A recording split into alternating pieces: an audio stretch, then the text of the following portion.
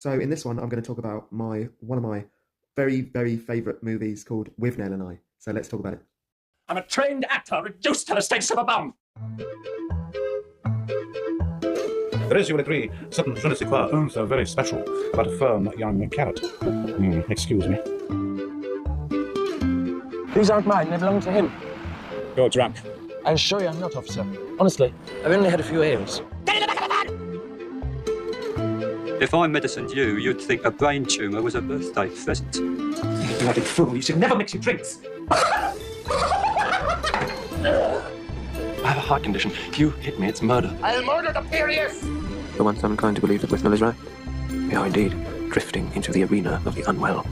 Withnail and I is a cult classic that came out in the 80s, and it is written and directed by Bruce Robinson and stars one of my favourite actors, Richard E. Grant.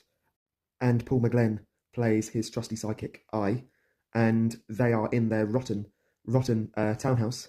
Very, very messy. A very messy sink. Fork it! That's the thing with this movie. There's so many quotable lines in this.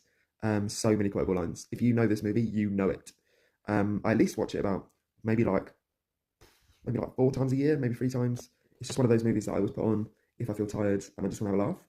And also the acting is top notch. Richard E. Grant is incredible in it, playing Withnail, the over-the-top posho actor that is desperate for his break and has been out of work for ages and begs his agent to lick 10% of the arse's den.